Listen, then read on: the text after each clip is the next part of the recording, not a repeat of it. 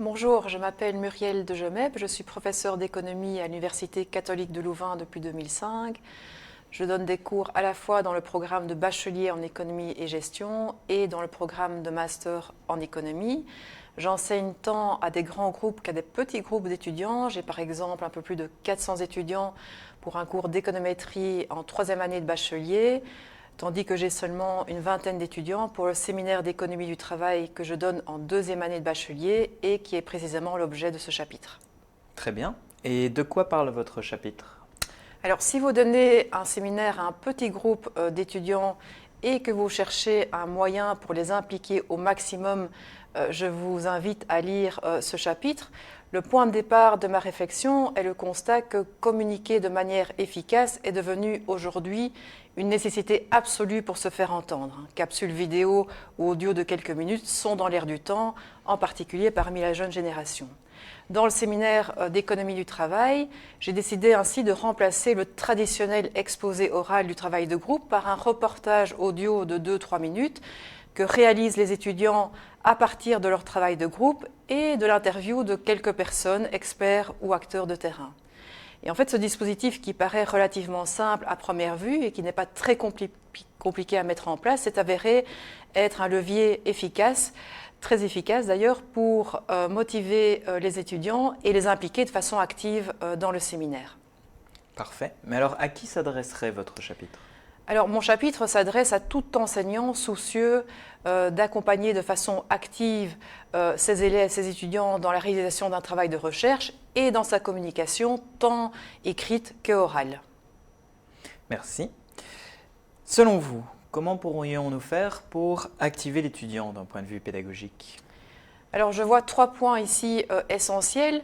Le premier, c'est de se donner d'abord du temps soi-même pour s'activer, pour sortir en tant qu'enseignant de sa zone de confort et pour tenter de nouvelles choses.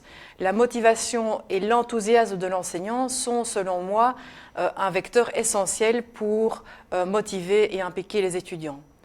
Le deuxième point, c'est d'essayer de trouver les vecteurs qui sont les bons leviers qui vont motiver les étudiants et ensuite d'agir, de stimuler ces leviers. On peut avoir beaucoup de bonnes idées pédagogiques au départ, mais c'est seulement par un retour d'expérience qu'on peut identifier celles qui vont être de réels vecteurs de motivation et d'implication. Par exemple, dans le séminaire que je donne, les étudiants ont montré un grand intérêt pour le reportage audio par rapport à leurs perspectives professionnelles futures. C'est un facteur de motivation que je n'avais moi-même pas identifié au départ. Et enfin, le troisième point, c'est d'essayer d'impliquer des personnes ressources qui vont permettre à la fois de ne pas alourdir son investissement personnel dans le dispositif, mais aussi d'être un facteur supplémentaire de motivation des étudiants.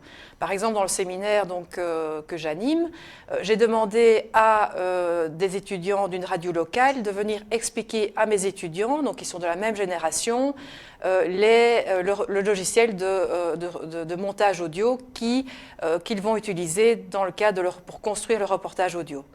J'ai aussi par exemple demandé à un journaliste économique qui est bien connu des ondes de venir partager son expérience et donner les trucs pour réaliser un bon reportage audio, et ça a été très apprécié par les étudiants, le fait d'avoir quelqu'un du terrain, un journaliste, qui vient leur parler de la façon de concevoir un reportage audio. Merci. Finalement, quel conseil pourriez-vous donner à un enseignant qui souhaite passer à un enseignement plus actif? Alors, mon conseil serait d'adopter une méthode de petits pas en matière de pédagogie active. De cette façon, on peut réellement essayer de capitaliser sur les expériences positives et ensuite, à partir de celles-ci, de concevoir un nouveau dispositif complémentaire. Par exemple, dans le cadre du séminaire d'économie du travail que j'anime, l'adoption du reportage audio a été grandement facilitée par le fait que j'avais déjà mis en place et expérimenté une démarche de pédagogie active pour le suivi et l'accompagnement du travail de groupe des étudiants. Merci à vous. Merci de votre écoute attentive et bonne lecture active.